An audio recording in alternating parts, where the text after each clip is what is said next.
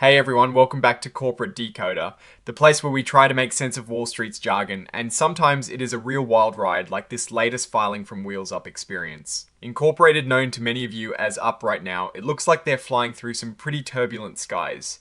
So let's buckle up and see what is really going on behind those numbers are they about to land in. Financial trouble, or can they still soar to success? Stick around to find out. And hey, if you are all about cutting through the corporate noise and getting the real story, make sure you are subscribed and join our Discord community, link down below for even more insider chat. So Up or Wheels Up Experience Incorporated has dropped its latest quarterly report. And let's dive straight into the deep end, the balance sheet itself, as of the 30th of September 2025 versus the 31st of December 2024, shows a pretty big shake-up in their cash situation. They had over $216 million in cash at the end of last year. Now it is down to just $125 million. That is a drop of nearly $90 million. They've clearly spent a lot of money, or perhaps it just went somewhere else. But that significant decrease in readily available cash is definitely something to watch, especially when you see liabilities like deferred revenue, which is money they owe for services not yet rendered, hovering around $711 million. That is a lot of future flights they need to deliver on. Just remember that number, 711 million deferred revenue, as we keep flying through this report. Now let's talk about the money coming in the top line revenue.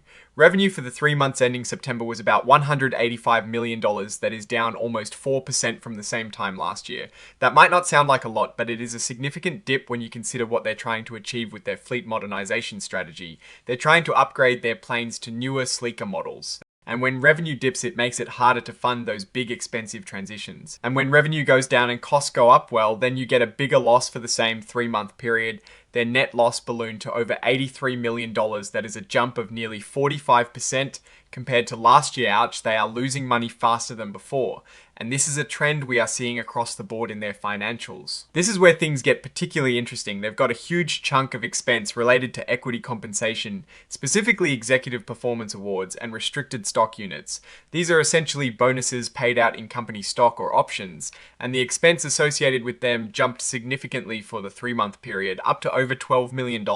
It is a huge number, and it speaks to how much they are relying on stock as part of their compensation strategy to keep top talent. But hold on, it is not all bad news. They are making more money per flight leg now. This is a really important number. Private jet gross bookings per live flight leg, that is what it is called, increased by 13% year over year.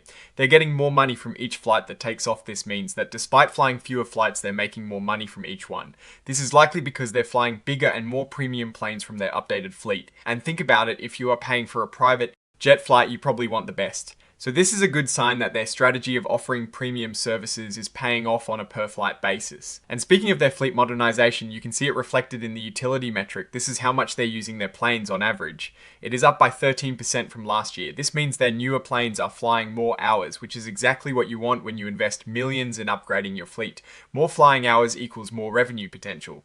That is a big win and suggests their new planes are in demand and performing well. Looking at the bigger picture, total gross bookings, which is the total money spent by customers on flights and related services, went up by 5% for the 3-month period and 6% for the 9-month period. This indicates that overall customer spending is increasing. That is a positive signal for demand, and it is likely boosted by their new signature membership program, aiming to attract higher spending members. Now let's talk about those leases. They had total lease costs of over $12 million for the 3-month period.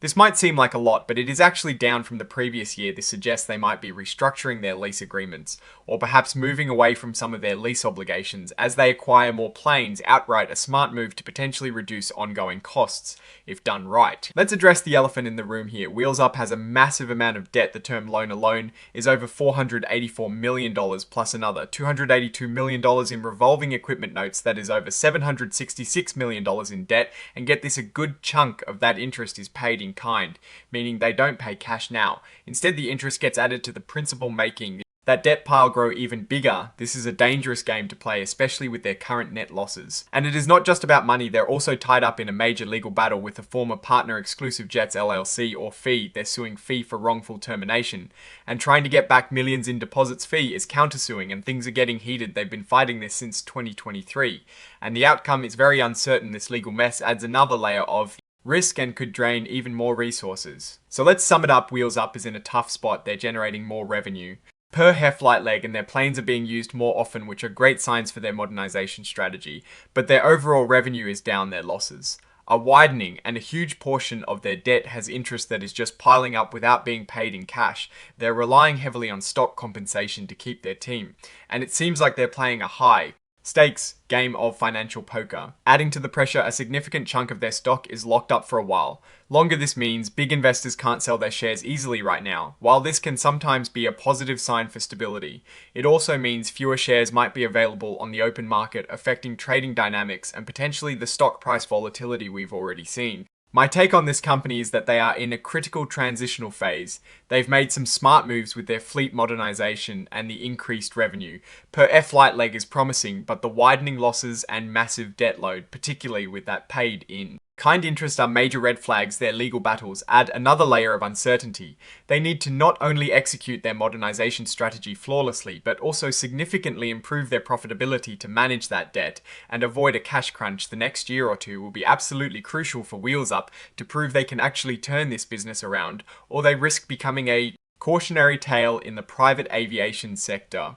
Alright, that is our breakdown of Wheels Up's latest filing. What is your take on these numbers and what they signal for the company's future? Drop your thoughts in the comments. If this analysis was valuable, hitting that like button really helps, and subscribe for more deep dives into the world of corporate finance. Don't forget to check out the Discord in the description for more insights and discussions. Thanks for watching. See you next time.